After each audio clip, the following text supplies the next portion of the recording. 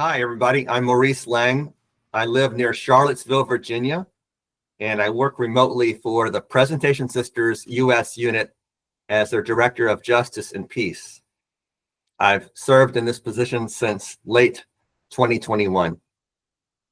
About myself, I've served different religious communities over the decades. I was actually an Oblate of Mary Immaculate religious and served as priest for 19 years with them. I did move on from that role and worked as a layman for the Sisters in St. Louis as their Director of Eco Justice and their Franciscan farm. Most recently, I went back to work for the Oblates as a layman as their Director of their House of Prayer in South Texas until COVID hit. I'm very happy to have found the Presentation Sisters. Searching during COVID when the House of Prayer closed, and never actually heard of the Presentation Sisters, even though I've worked very, very closely with 20 to 25 women's religious communities over the years, giving them retreats, collaborating with LCWR, etc. So I was really happy to discover the Presentation Sisters. The unit I work for is based actually in my hometown of San Antonio. So go figure, how could I have missed them? Growing up there, I was taught by the Divine Providence Sisters. One idea that we're working with to help with that, especially in this country, is we recently showed the film over Zoom, mainly for presentation people. We had 140 something on the call, Running to Stand Still, Migrants Search for Hope in the Promised Land, just a 25-minute documentary, but we had a discussion panel on after the film showing. But my boss, Sister Jocelyn, is inviting me to think more broadly and invite other justice contacts from other religious communities through a group called JCWR, Justice Coalition of Women Religious. So we're just about to issue that invitation for February 13th. And those groups who may not know about the Presentation Sisters very much, maybe just by name, will get to know us a bit through our concern for putting a human face on these good people who are seeking asylum in this country. So we hope to have a larger audience next month. Justice to that, it's a personal story. When I was very young and impressionable, I went to a high school seminary, a boarding school run by the Oblate Fathers, and they had a Mexico missions program, and they chose 5 students every year to go down to the Oblate missions in Oaxaca, Mexico. That's almost the southernmost state, closer to Guatemala than the United States in Mexico, but in these really beautiful highlands where the people only speak indigenous languages. They don't speak Spanish there.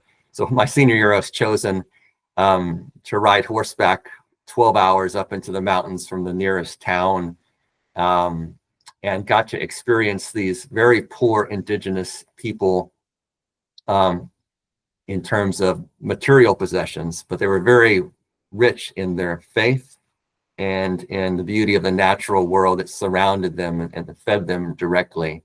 It really turned on its ear that American story I was told as a young middle-class white kid growing up in the 70s, that, you know, the more toys you have, the happier you're going to be.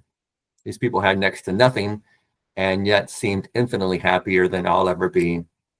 So knowing now that because of gang violence, because of economic conditions imposed by tariffs and other things from our country, drug cartels that have moved into those same highlands now, and they're forcing them to grow illegal drugs as opposed to growing corn and other necessities. These people and so many others are the ones now seeking asylum. So it really connects when I see these faces, like in the film we're showing next month, putting a human face on these seeking asylum. I've already seen it decades ago, so that it rings true for me, and it's kind of personal in that sense. I grew up in South Texas. My dad would take me across the border quite often, just right across. So that's not foreign to me. And also a real deep passion, care for creation. And Pope Francis is pointing out through Laudato Si that the 2 cries, the cry of the earth and the cry of those made poor, is one inseparable cry. So all that stimulates my passion for justice. Um, the U.S. unit, upon hiring me, really asked me to focus on, from the start, beginning a multi-year effort at getting our unit involved in the Laudato Si action platform. Sisters, I think, had not heard of that by and large. They might have heard of Laudato Si at that point a few years ago, but it was quite the process of helping explain what the action platform is and how we could devise our own Laudato Si action plan as a unit and commit ourselves to this multi-year effort. So we did, and we're now currently in our third year. We focused so far on several of the Laudato Si goals, responding to the cries of earth and those made poor, as well as ecological economics. This year, we're focusing on adopting sustainable lifestyles. So some of those phrases are a bit more complex and unfamiliar to us, maybe as Catholics or as religious or associates of presentations. But so we've been trying to write articles, stimulate their own purchasing more sustainably, recognizing where our goods come from, adopting, our sustainable lifestyles. How do we hear cries of the earth and those made poor and respond to that?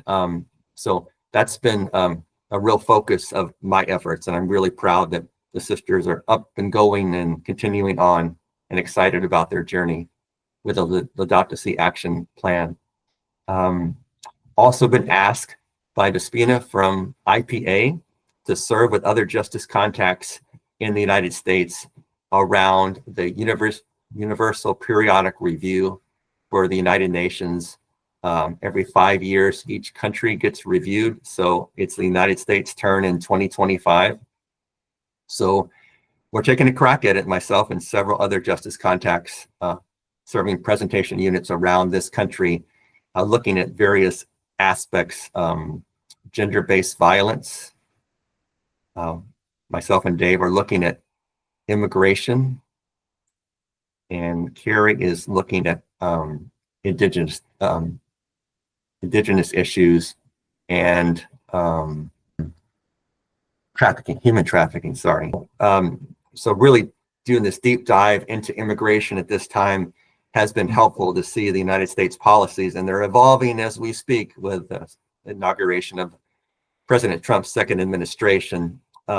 So it's been quite the effort. We have until mid-February to turn in our UPR to Despina for her to take that on and eventually get it into the United Nations to review the United States in this calendar year.